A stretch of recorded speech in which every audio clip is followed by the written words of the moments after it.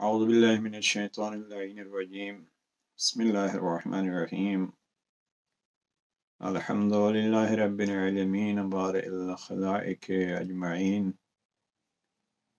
والصلاة والسلام على سيد الأنبياء والمرسلين وعلى آله الطيبين الطاهرين المعصومين أما بعد ہمارا آج کا پروگرام معارف امامیہ کے عنوان سے پیش کیا جا رہا ہے، چونکہ آج کی ایک مخصوص مناسبت ہے اور وہ ہے 25 رجب کے حوالے سے شہادت جناب امام موسیٰ کاظم علیہ السلام۔ اس عنوان سے آج کی گفتگو معارف امامیہ کا یہ موضوع اس پہلو سے پیش کیا جائے گا کہ امامیہ معارف یا امامیہ اصول و مبانی جو ہمیں دنیا تک پہنچانے ہیں ان میں سے ایک ائمہ معصومین علیہ السلام کی حقیقی معرفت ہے۔ حقیقی معرفت سے مراد یہ نہیں ہے کہ ہم ان کو جیسے ان کی پہچان کا حق ہے پہچان سکتے ہیں۔ حقیقی معرفت سے مراد یہ ہے کہ اللہ نے جو ہمیں عقل دی ہے اور خود اللہ سبحانہ و تعالیٰ نے اور ائمہ معصومین علیہ السلام نے اپنا جو تعارف کرایا ہے اس تعارف کے ذریعے سے ہم اپنے آپ کو، اپنی اولادوں کو، اپنے خاندانوں کو، اپنے ارد گرد والوں کو، اور الحمدللہ آج میڈیا کا دور ہے، دنیا والوں کو اس میڈیا کے ذریعے سے حقیقی معرفت کرائیں۔ جناب امام موسیٰ کاظم علیہ السلام اس عنوان سے مظلوم امام ہیں کہ ظالموں نے بڑی مدت تک زندان میں رکھا اور امام کی زندگی کا ایک حصہ زندان میں گزرا، اور زندان کے حالات تفصیل سے بیان کیے جاتے ہیں۔ یہ دشمن کا کیا گیا ظلم، لیکن ہم جو امام کو ساتواں امام مانتے ہیں اور امام کی عظمت کے قائل ہیں، عزیزاً بعض بزرگان کا جملہ مجھے بہت پسند ہے۔ مرحوم مجلس یوں بیان فرمایا کرتے تھے، میں اس مجلس میں اہل بیت کی شان، اہل بیت کا فرمان، اہل بیت کا ارمان پیش کروں گا۔ یعنی وہ اپنی مجلس کو ان 3 حصوں میں تقسیم کرتے تھے: شان، فرمان اور ارمان۔ اور میں مسلسل اسی ہدایت ٹی وی کے چینل کے ذریعے سے بھی اور دوسرے ذرائع سے بھی یہ عرض کرتا رہتا ہوں، شان جب بیان کرنی ہو تو ان کی شان بھی یا اللہ کے قرآن سے یا مصطفیٰ کی زبان سے یا ان کے اپنے فرمان سے ہو، تو تب ہم کسی حد تک ان کو سمجھ سکتے ہیں۔ رہ گئی ان کی عظمت، یقین جانیے ان کی عظمت کے دشمن بھی گواہ تھے، اور یہ قید، یہ زندان، یہ ظلم اسی عظمت سے آشنائی کی وجہ سے تھے کہ اگر ان کو پابند نہیں کیا گیا تھا تو ہماری حکومتیں خطرے میں آ جائیں گی۔ اس لیے یہ ظلم، خود کربلا کو دیکھیے، کربلا کیا تھا؟ کربلا تھا اس ظالم کو، یزید کو یہ خطرہ تھا کہ میری حکومت خطرے میں ہوگی جب تک حسین ابن علی نہ ہوں۔ اسی طریقے پہ امام موسیٰ کاظم علیہ السلام کو زندان میں ڈالنا یہ اس وقت کے حکمرانوں کی خوف کی وجہ سے تھا، لہذا ان کی عظمت، ان کا مقام دشمن کو معلوم تھا۔ بلکہ میں اگر یہاں یہ کہوں کہ حیوانوں کو بھی معلوم تھا. میں واقعات درجنوں ذہن میں آ رہے ہیں. ایک مشہور واقعہ آپ حضرات اکثر سنتے رہتے ہیں اور اس کو شیخ عباس قمی نے اپنی کتاب میں لکھا ہے، اور میں بارہا اس کتاب کا تذکرہ کرتا ہوں، اور علامہ سید صفدر حسین مرحوم نے اس کا اردو میں ترجمہ کیا ہے احسن المقال. اس کی دوسری جلد میں امام موسیٰ کاظم علیہ السلام کے واقعات کو دیکھیے تو شیخ عباس قمی نے معجزات کے عنوان سے بہت سارے معجزات لکھے ہیں. مثلا 9واں معجزہ انہوں نے لکھا ہے کہ امام کہیں سفر پہ ہیں، ظاہر حج کا سفر ہے، قافلے کے ساتھ ہیں، امام ایک جنگلات سے گزر رہے ہیں، پہاڑی علاقے سے گزر رہے ہیں کہ ایک شیر دوڑتا ہوا آیا. لوگوں نے آتے ہوئے اس کو دیکھا تو اس کو روکنے کی کوشش کی. امام نے فرمایا آنے دو. جب وہ قریب آیا، امام کے قدموں کا بوسہ لیا اور کچھ اپنے مخصوص انداز سے آوازیں نکالنے شروع کی. امام نے سر پہ ہاتھ پھیرا اور کچھ باتیں اس سے کی، اور پھر وہ قدم بوسی کرتے ہوئے پلٹ گیا. ساتھ والوں نے پوچھا فرزند رسول، یہ شیر کیوں آیا تھا اور کیا کہتا تھا؟ امام فرماتے ہیں اس کی مادہ کے بچہ پیدا کرنے کا وقت آیا ہے اور اس کی مادہ تکلیف میں ہے درد ذہ کی وجہ سے، لہذا یہ آیا تھا کہ میں اس کے لیے دعا کروں، اور میں نے اس کے لیے دعا کی ہے اور اللہ نے اس کو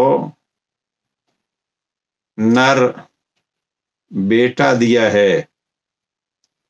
یعنی میں نے اس کو یہ بھی بتلایا ہے کہ آپ کی مادہ کے ہاں آپ کا بچہ پیدا ہو چکا ہے، تو وہ خوشی خوشی واپس گیا. بہرحال یہ شیخ عباس قمی نے اس کتاب میں لکھا ہے.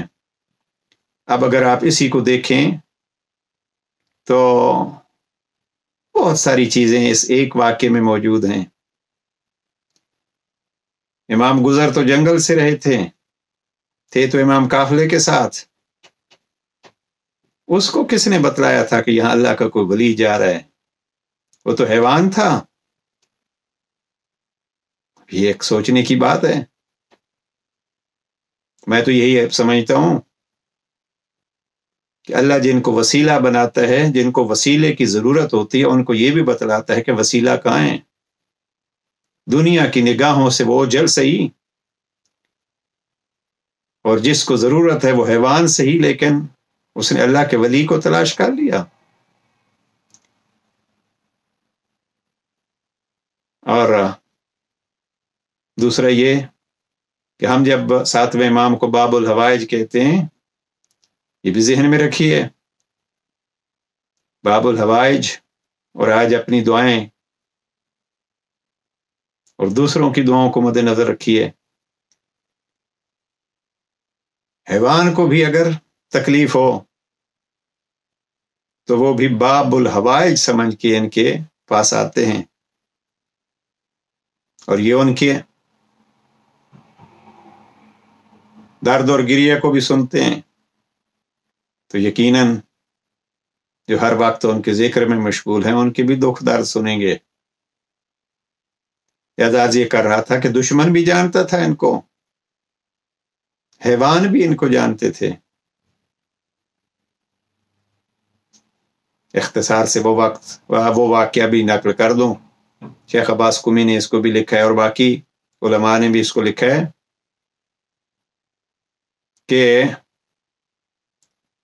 حاکم وقت نے جادوگر بلایا اور امام کی توہین کے لیے جب کھانے پہ بلایا. ذرا ایک دقیق پوائنٹ ہے، میں جس کتاب میں دیکھ رہا تھا وہ یہ ہے کہ امام کے ساتھ غلام تھا، اور غلام لقمہ اٹھاتا تھا تو جادوگر جو ہے وہ اس جادو کے ذریعے سے اس کے لقمے کو اس کے ہاتھ سے لے لیتا تھا. اس لیے کہ بعض علماء نقل کرتے ہیں خود امام کے بارے میں، اور یہ ایک باریک پوائنٹ ہے، امام کے غلام کے ہاتھ سے لقمہ گویا ہوا میں چلا جاتا تھا اس جادوگر کے جادو کے ذریعے سے. امام نے کچھ دیر تو دیکھا، اور پھر جب امام کی نظر سے بھی یہ نہ سمجھے کہ امام اس پہ ناراض ہیں، تو امام نے پھر دیوار کی طرف دیکھا، اور دیوار پہ قالین پہ شیر بنا ہوا تھا. واقعہ آپ کا سنایا ہے، میں جو نتیجہ نکالنا چاہتا ہوں وہ یہ ہے کہ ان کو تو زندہ شیر بھی جانتے ہیں اور تصویر شیر بھی، ہم اس کو کہتے ہیں وہ حیوان ہے، اور یہ تو ایک بے جان چیز ہے، تصویر ہے. امام نے دیکھا اور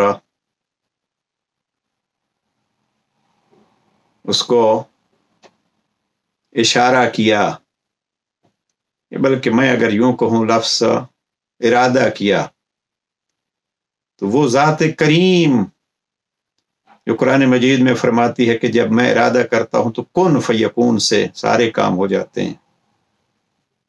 امام نے ارادہ کیا، اس کن فیکون کے مالک نے امام کے ارادے کو پڑھا، اور امام کے ارادے کو اس مالک نے پورا کیا، اس لیے کہ یہ اس کا ولی ہیں.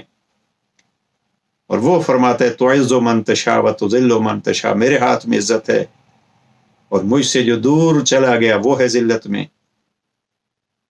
اس لیے اس پوائنٹ کو میں بڑی باریکی سے عرض کر رہا ہوں. امام نے ارادہ کیا، سوچا، اللہ نے امام کی سوچ کو کامل کیا، اور وہ دیوار کا شیر، قالین کا شیر، وہ تصویر حقیقی شیر بنی. اور پھر اس شیر کو بھی یہ نہیں بتلانا پڑا کہ یہ جو دسترخوان بچھا ہوا ہے اس سے کیا کھانا ہے، بلکہ اس نے زندگی ملی. اب یہاں کیا کہوں، ان بحثوں کو بھی اپنے جوان نسلوں کو بتلانا چاہیے. اگر ہم یہ کہیں گے تو ممکن ہے کوئی کسی ذریعے سے بات سن رہا ہو تو یہ کیسے ہو سکتا ہے تصویر کا جانور حقیقی جانور بنے، کہ قرآن سے پوچھ لیجئے. اللہ سبحانہ و تعالیٰ نے قرآن کے قصے کوئی قصوں کے لیے نہیں بیان کیے، سبق کے لیے، زندگیاں سنوارنے کے لیے بیان کیے. اور وہ جناب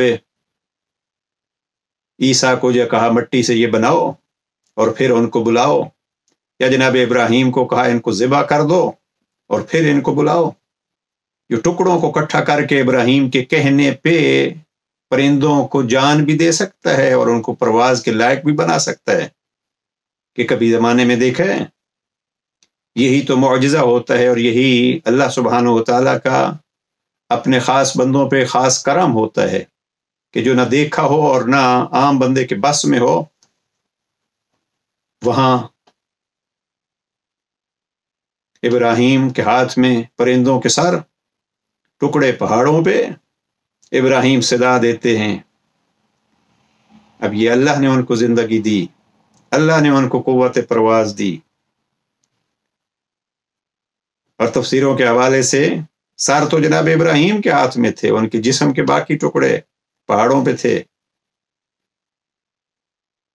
بات کہیں دور چلی گئی. لہذا اگر ہم اس گھرانے کے ان کمالات کو بیان کرتے ہیں تو یہ عین مطابق قرآن مجید ہیں. نبی عیسیٰ کے مٹی کے بنائے ہوئے وہ پرندے، اور پھر اللہ سبحانہ و تعالیٰ کے اذن سے ان کو زندگی ملتی ہے. لہذا یہ وہ فضائل ہیں جو اللہ نے اپنے بندوں کے اپنی کتاب میں بیان کیے ہیں، اور ان بندوں میں یہ بندے ہیں جن میں سے ایک کا ذکر ہم امام موسیٰ کاظم علیہ السلام کی صورت میں کر رہے ہیں. تو اب میں اس کو یہ عرض کر رہا ہوں، دشمن بھی مانتے تھے، حیوان بھی مانتے تھے، اور بے جان بھی مانتے تھے. وہ ان کا ماننا یہ ان کی عظمت ہے. لیکن ابھی یہ دیکھنا ہے وہ کیا منوانا چاہتے ہیں؟ اب وہ جو منوانا چاہتے ہیں وہ وہی ہے جس کے لیے اللہ نے اپنے محبوب کو کہا جاؤ تکلیفیں برداشت کرو، مصیبتیں جھیلو۔ وَالَّذِي بَعَثَ فِي الْأُمِّيِّينَ رَسُولًا مِّنْهُمْ يَتْلُو عَلَيْهِمْ آيَاتِهِ وَيُزَكِّيهِمْ وَيُعَلِّمُهُمُ الْكِتَابَ وَالْحِكْمَةَ۔ یہ جاہلیت کی موت مری ہوئی ہے قوم، جاؤ مصطفیٰ میرے محبوب جاؤ، ساری تکلیفیں برداشت کرو، لیکن ان کو انسانیت سکھاؤ۔ یہ ہے وہ جو اللہ کے نمائندوں سے سیکھنا ہے، اور یہی نشانی ہوتی ہے کس نے مانا۔ یہ کیسے پتا چلے گا؟ یہ پتہ یوں چلے گا کہ کتنا مانا ان کو، اور جب انہوں نے منوایا تو پھر ہم نے کیا مانا۔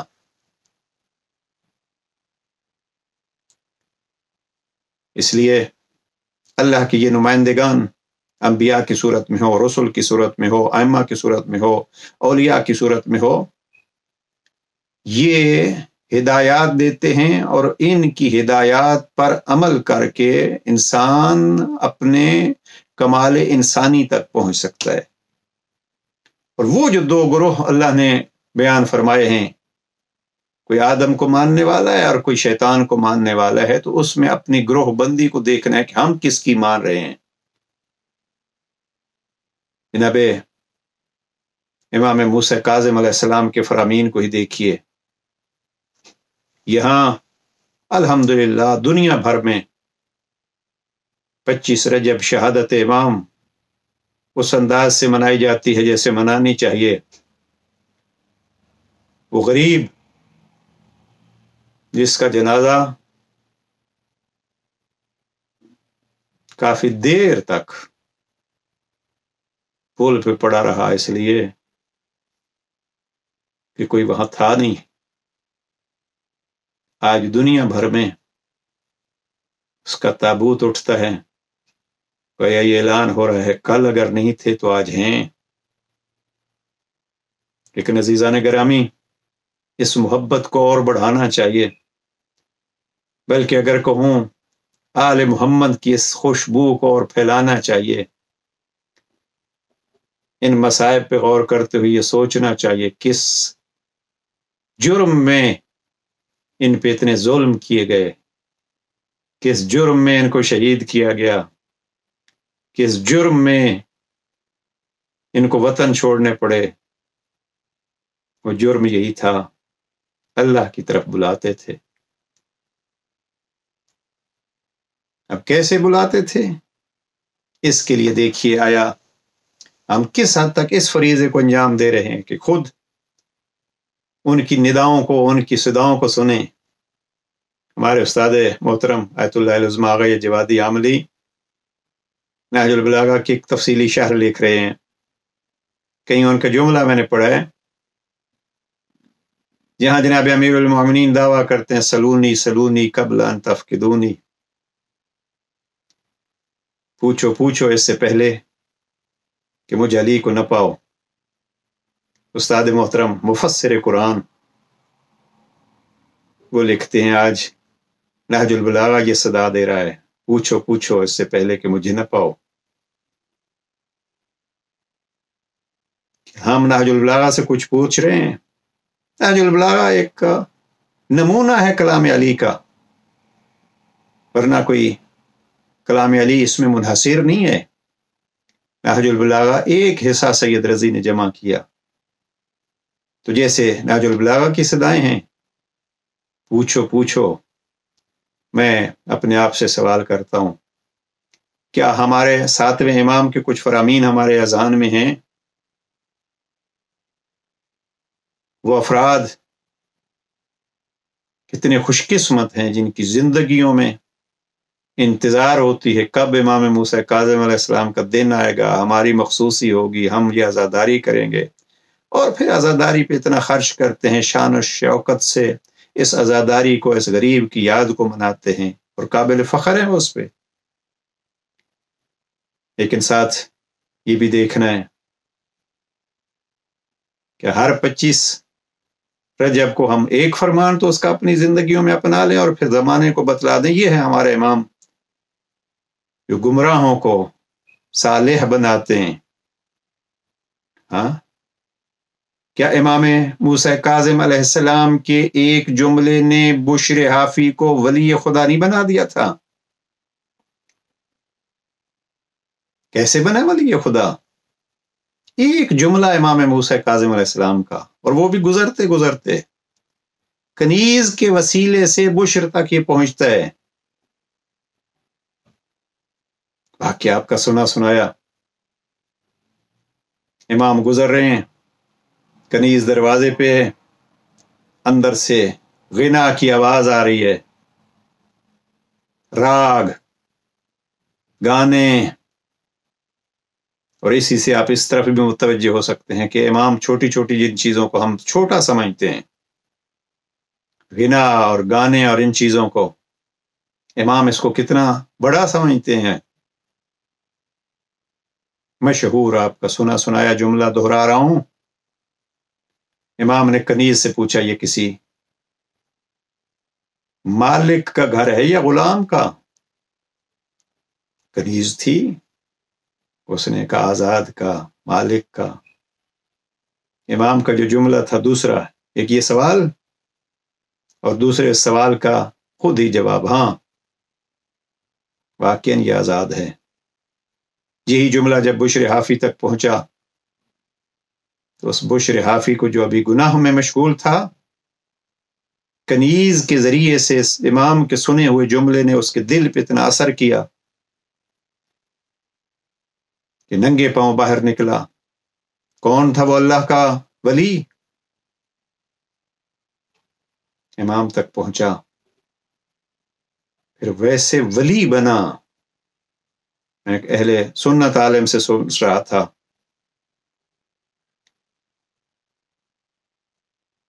وہ فرما رہے تھے کہ پھر جس گلی سے بشر حافی گزرتے تھے، چوپائے جب لوگ اپنے چھوڑتے تھے چرانے کے لیے، جنگل کی طرف لے جانے کے لیے، اس گلی میں کبھی کسی چوپائے نے بھی گندگی نہیں مچائی. کیوں؟ اس لیے کہ یہاں سے ننگے پاؤں بشر حافی گزرتے ہیں. یہ میں امام موسیٰ کاظم علیہ السلام کی پہچان تو عرض کر چکا ہوں، حیوان جانتے ہیں. یہ بشر حافی جو امام کے ایک جملے سے سیکھا ہوا ایک شاگرد ہے امام کا.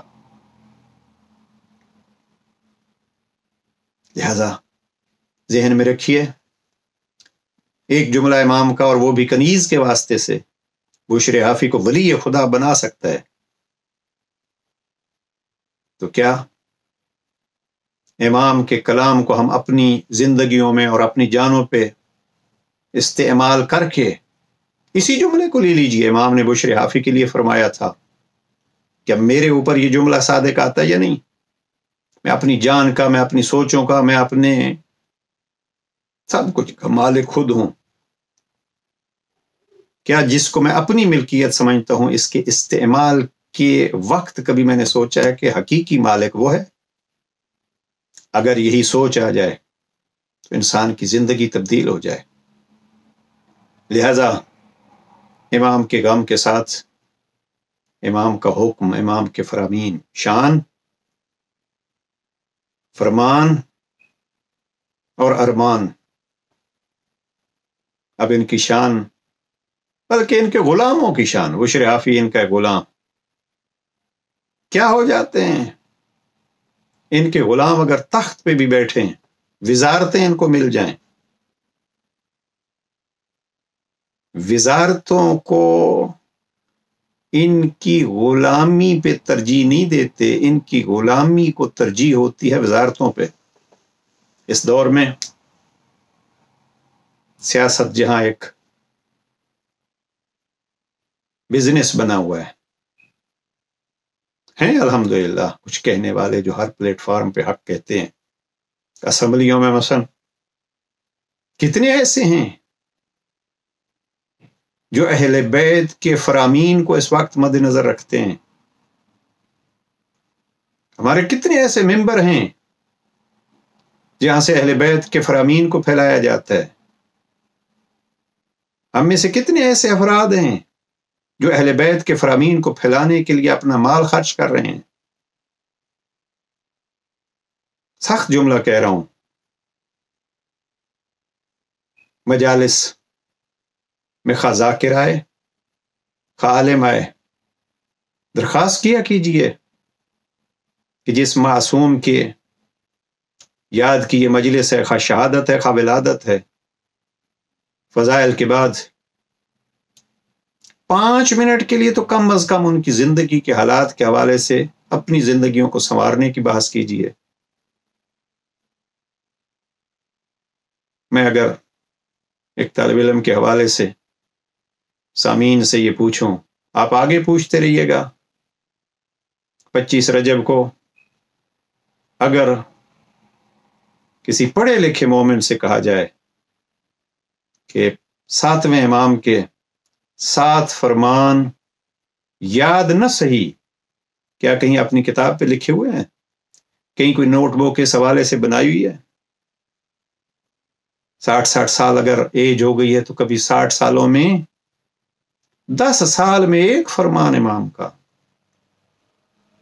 نہیں. عزیزان، آئیے یہ ہماری ذمہ داری بنتی ہے، یہ ہمارا فریضہ بنتا ہے، ان فرامین کو عام کریں. یہ دنیا کی زندگی، یہ دنیا کی سہولتیں، یہ وزارتیں، یہ حکومتیں، ان سے دور نہ لے جائیں. یہ گھرانہ رہبانیت اور دنیا سے تعلق توڑنے کا حکم نہیں دیتا. اس گھرانے کی تعلیم یہ ہے کہ دنیا کے وسط میں رہ کے خود کو بتلاؤ ہم کون ہیں. علی ابن یقطین کا واقعہ آپ سب کے سامنے موجود ہے. وزارت کی پیشکش ہوئی، امام سے پوچھا ہے اجازت؟ امام نے فرمایا ہمارے اولیاء کا خیال رکھنا تو ہے اجازت. اب وقت نہیں ہے کہ میں تفصیل میں جاؤں، یعنی اس دنیا میں ایک مومن کو کیسے رہنا ہے اس کا کلی طور پر یہ اصول امام نے بیان فرما دیا علی ابن یقطین کے لیے. اور پھر علی ابن یقطین کے پاس ابراہیم جمال جو سائل بن کے آتا ہے، اور علی ابن یقطین نے مصروفیت کی وجہ سے اس کو ملاقات کا وقت نہیں دیا، تو اس کا اثر کیا ہوا؟ جب علی ابن یقطین ایک وقت کے بعد امام ہفتم کے پاس ملاقات کے لیے جاتے ہیں تو امام فرماتے ہیں میرے پاس وقت نہیں ہے. دانا تھا، اپنی غلطی کی طرف متوجہ ہوا، اتنا کہا کہ وہ بتلائیے تو میں معافی مانگوں. امام نے فرمایا ابراہیم جمال کے لیے آپ کے پاس وقت نہیں تھا، تو علی ابن یقطین کے لیے وزیر اپنی جگہ پہ، میرے لفظ ہیں، وزیر اپنی جگہ پہ، لیکن میرے لیے جیسے وہ اونٹ چرانے والا ابراہیم ہے، ایسی وزارت کی مسند پہ بیٹھنے والا علی ابن یقطین ہے. آپ نے اس کو ناراض کیا، ہم آپ سے ناراض ہیں. عزیزان گرامی، علی ابن یقطین سے 7ویں امام کا یہ برتاؤ ہمیں کیا بتلاتا ہے؟ غریب ہو اور خاص کر اگر کوئی رشتہ دار ہو، ہم ملاقات کا وقت دیتے ہیں یا نہیں؟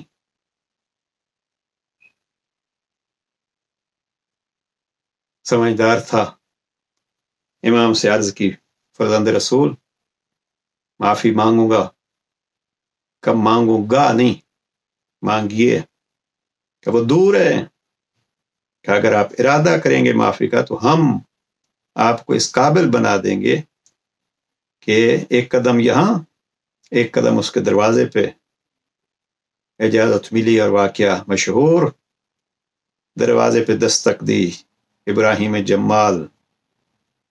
ہاں، دروازہ کیسا ہوگا جس کے گھر میں اونٹ تھے، اونٹ چرانے والا کون؟ علی ابن یقطین.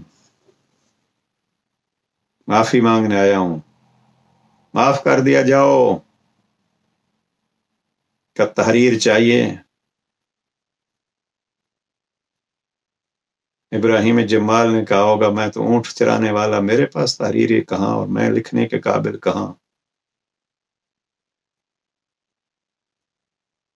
معاف کر دو کا نشانی یہ، میں مٹی پہ اپنا رخسار رکھتا ہوں، آپ دوسرے طرف پاؤں رکھیں تاکہ میں موسیٰ کاظم امام کو راضی کر سکوں.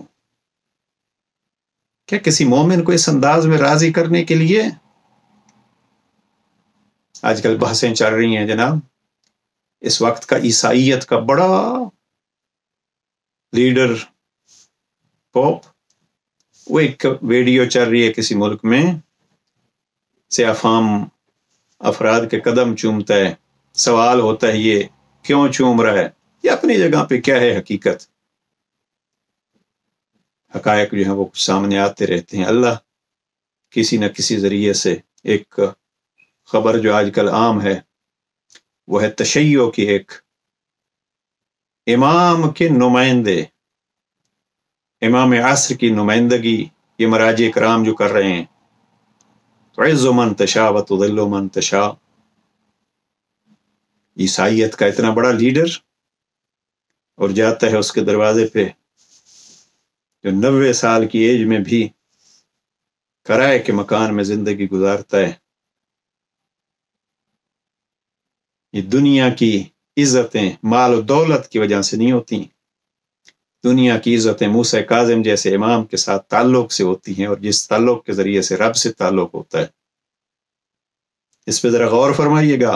ہمارے ایک دوست نے بڑا خوب لکھا، ایک چھوٹا سا تحریر ان کی، کہ یہ دو ملاقاتیں، ایک طرف عیسائیت کا بہت بڑا نمائندہ، ایک طرف امام عصر کا نمائندہ، جناب عیسیٰ کے ساتھ تعلق کا اظہار کرنے والے امام عصر کے ساتھ تعلق رکھنے والوں کے دروازے پہ جاتے ہیں. ہمارے دوست نے بڑا خوب لکھا، یہ دو ملاقاتیں اس ملاقات کا پیش خیمہ لگتی ہیں.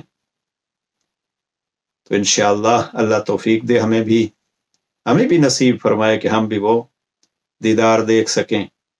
بہرحال یہ ایک نمونہ ہے، اور عزیزان یہ مرجعیت کی عظمت کے لیے ایک سمجھنے کی بات ہے. دوسرے مذاہب والے سمجھتے ہیں اور خود جو جناب امام عصر کی رعایا ہیں وہ ان کے نمائندوں پہ مختلف قسم کے اعتراضات اور توہین آمیز الفاظ. اس سے ذرا غور کیجئے کیا ہو رہا ہے. بات لمبی ہو گئی. علی ابن یقطین جیسے غلام بننے کی کوشش ہم کریں. ہشام ابن حکم بات جو عرض کرنا چاہتا تھا وہ رہ گئی، یہاں سے شروع کرنا چاہ رہا تھا. امام ششم، امام ہفتم کے صحابی شاگرد ہشام ابن حکم، اور ذرا اپنے سرمایوں کو جانیے عزیزان.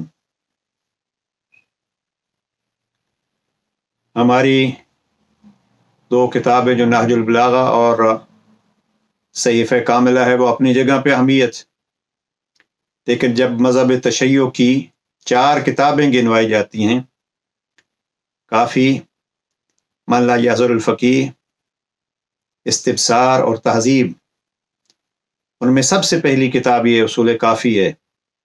کافی جس کے 3 حصے ہیں بہرحال، اور پہلا باب اگر آپ دیکھیے، بلکہ میرے پاس موجود ہے یہاں اصول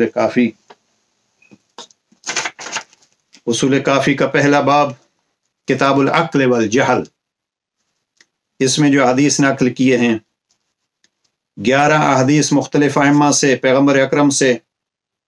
12ویں حدیث ہے ابو عبداللہ الاشعری عن بعض اصحابنا رفعه عن ہشام بن الحکم قال قال لی ابو الحسن موسیٰ بن جعفر علیہ السلام یا ہشام. قابل دقت چیز ہے. ہماری بنیادی کتابوں میں سے پہلی کتاب، اس کتاب کا پہلا باب पहले बाब में 11 अहदीस 3 सफ़ात पे हैं, और जनाब इमाम मूसा काज़िम अलैहिस्सलाम से जो ये रिवायत नाकल है ये 12वीं हदीस है यहाँ उसूल काफ़ी में, और ये 8 सफ़ात पर मबनी है।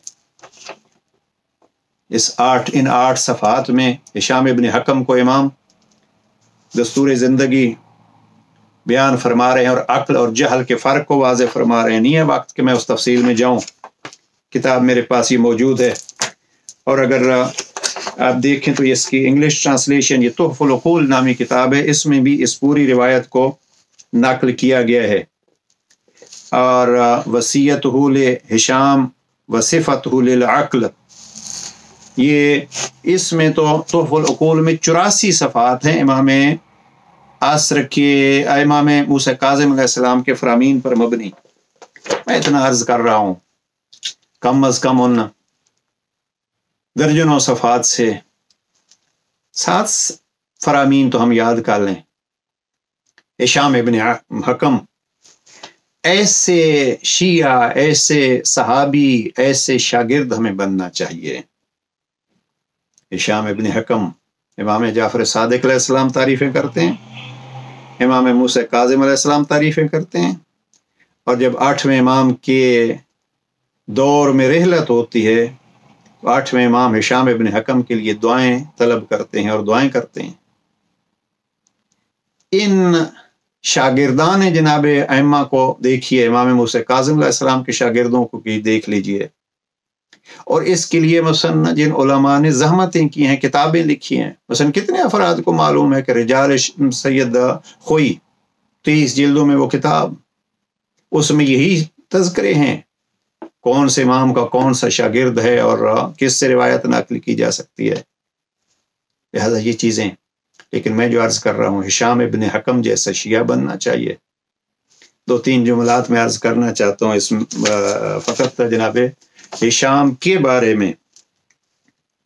जनाब इमाम जाफ़र सादिक़ अलैहिस्सलाम मीना में मौजूद हैं, इमाम के बड़े बड़े असहाब वहाँ तशरीफ़ फरमा है, नाम लिखे हैं, और इसको भी अहसनुल मकाल में आप उर्दू में भी पढ़ सकते हैं।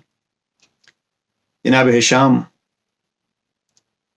महफिल में तशरीफ़ लाते हैं, इमाम सदर महफिल में यानी अपने साथ हिशाम को जगह देते हैं, लेकिन चूँकि जनाब हिशाम वहाँ महफिल में मौजूद, किताब में लिखा है, शेख अब्बास कुमी ने भी इसको लिखा है, महफिल में मौजूद सब अफराद से कम सिन थे, तो इमाम को महसूस हुआ कि शायद ये लोग महसूस करें कि हम बुज़ुर्ग और हिशाम को इतनी अहमियत।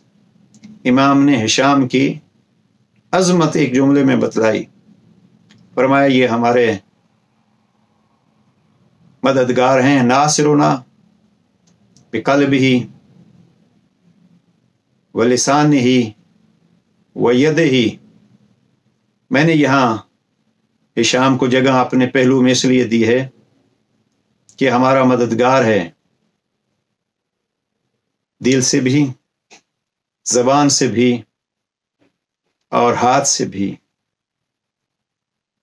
और सबसे बड़ा मौजू, इस चीज़ को तवज्जो फरमाइए, सबसे बड़ा मौजू और जिस मौजू में कमाल था जनाब हिशाम को, वो क्या था? इल्म कलाम। इल्म कलाम में इमामत एक बहस है। इमामत, बड़े बड़ों को इमाम के सामने अगर कोई जवाब देते थे और इमाम फरमाते थे जाओ इसको समझाओ, तो छठे इमाम हिशाम इब्न हकम को कहते थे जाओ इनके साथ मुनाजरा करो। हिशाम इब्न हकम की एक जिंदगी तफसीली, वक्त नहीं है कि मैं उस तरफ जाऊं। जनाब इमाम एक दफ़ा जनाब हिशाम को कहते हैं कि हिशाम, क्या खुदा को न मानने वाले, लफ्ज़ से मुल्हिद है अरबी में, उनके साथ मुनाजरा करोगे? हाँ मौला, आप अगर इजाज़त देंगे तो मैं उनके साथ भी तौहीद उनको समझाऊंगा। क्या इमाम ने दुआ की, परवरदिगार आपकी गुफ्तगू को नफ़ा बख्श बनाए और आपको इस पे साबित कदम रखे। یہ جو جملہ آپ سامعین و ناظرین کے گوش گزار کرنا چاہتا ہوں، امام نے دعا کی، چھٹے امام نے، اللہ آپ کے کلام کو نفع بخش بنائے اور آپ کو اس پہ ثابت قدم رکھے۔ جناب ہشام کہتے ہیں اس دعا کے بعد ساری زندگی ہشام نے ملحدین سے، یعنی منکرین خدا سے، منکرین امامت سے بحثیں کیں، لیکن ہشام خود فرماتے ہیں اس دعا کے بعد زندگی کا کوئی ایک ایسا مناظرہ بھی نہیں تھا جس میں ہشام کو شکست کھانی پڑی یا ہشام کو یہ محسوس ہو کہ یہاں کچھ کمی ہے۔ نہیں، اللہ سبحانہ و تعالیٰ نے امام کی دعا کے صدقے میں یہ توفیق دی۔ ہشام کون ہے؟ امام کے وہ شاگرد جو امام کی دی ہوئی دعاؤں سے اللہ کی توحید کو ثابت کرتے ہیں، منکرین خدا کو خدا کا پتہ بتلاتے ہیں۔ آئیے ہم بھی اس طرف جائیں، آل محمد کی دی ہوئی دعاؤں اور آل محمد کی بتلائی ہوئی تعلیمات کو لے کے دنیا والوں کو بتلائیں، خدا کون ہے، مصطفیٰ کون ہے، قرآن کیا ہے، قیامت کیا ہے۔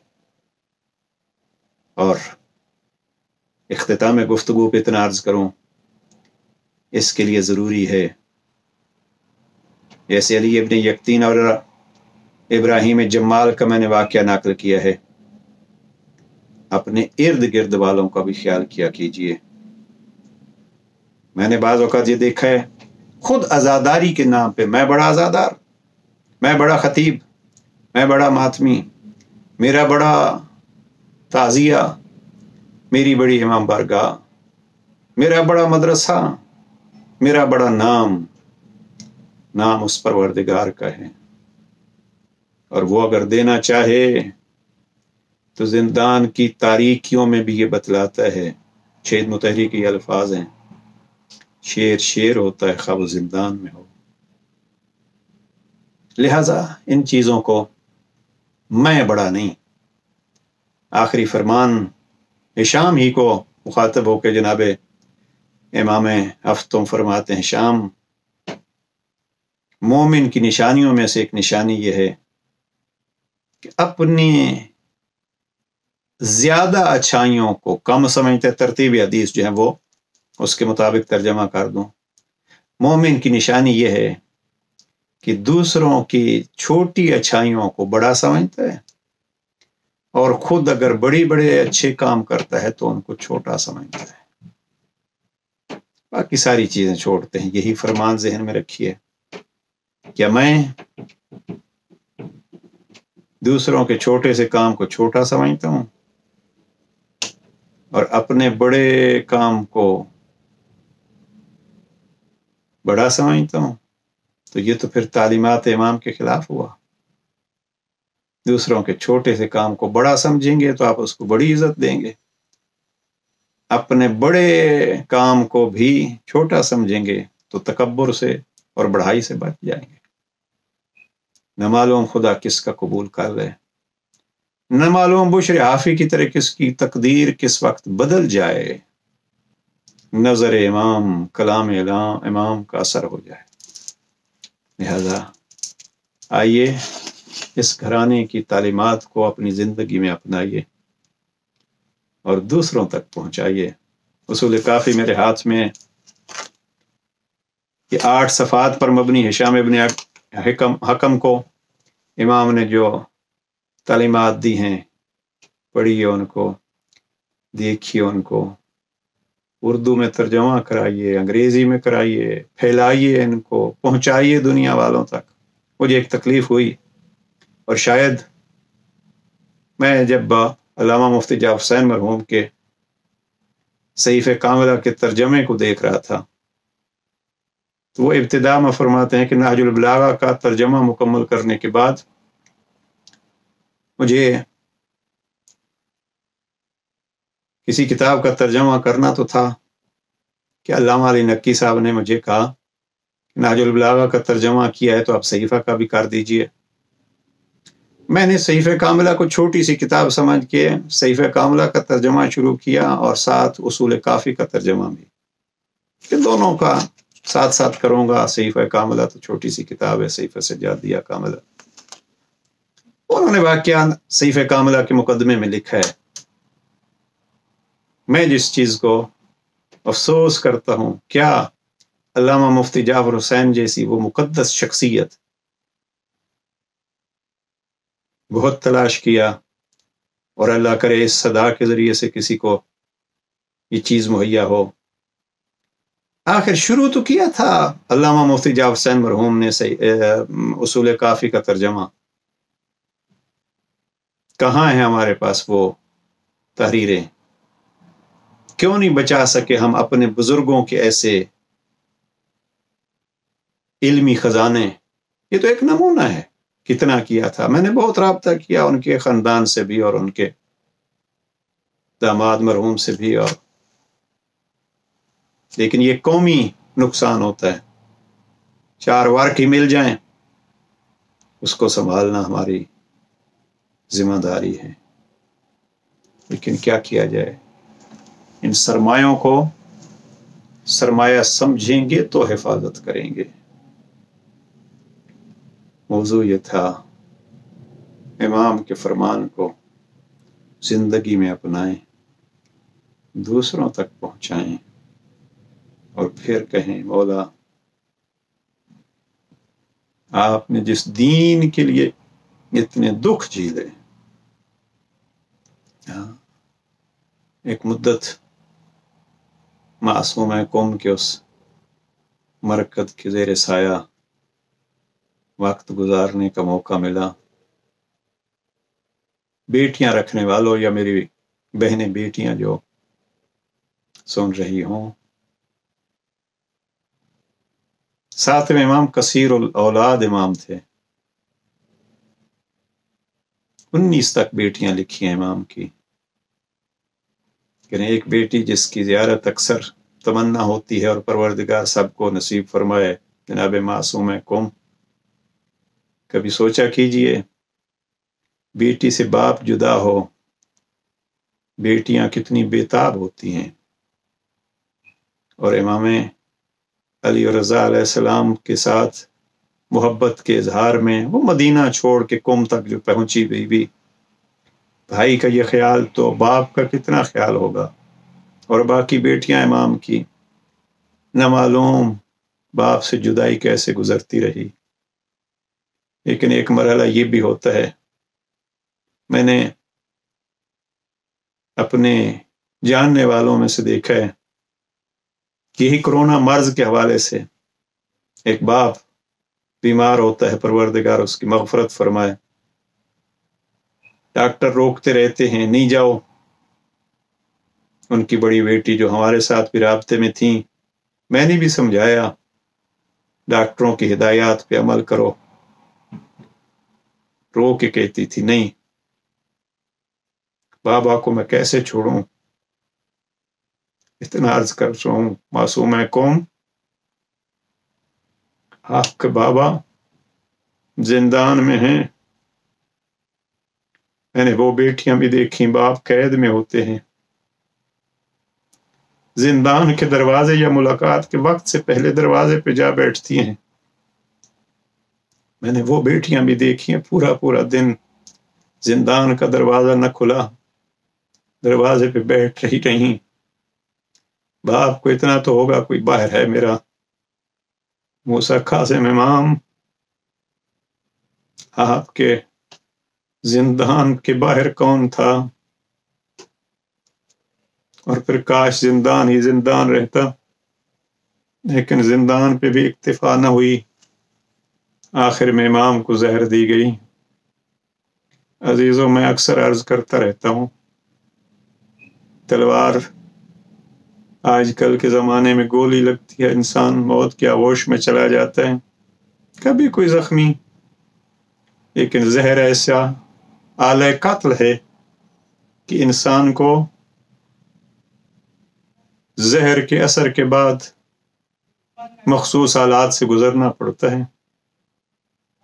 न मालूम वो कैसा वक्त होगा जब इमाम का जिगर कट रहा होगा।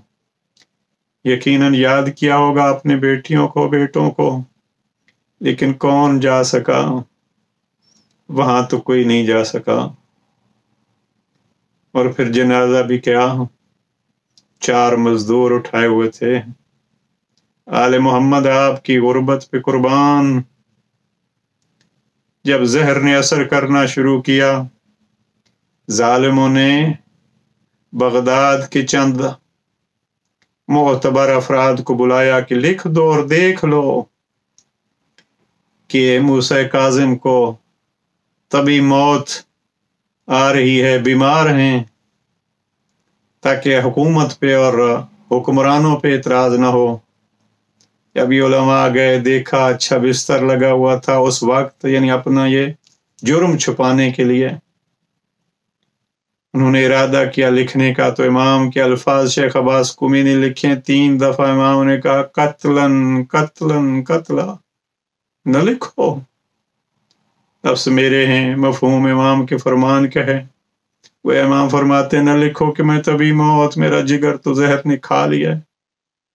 لیکن عزیزو، جب یہ قتلن قتلن قتلا کا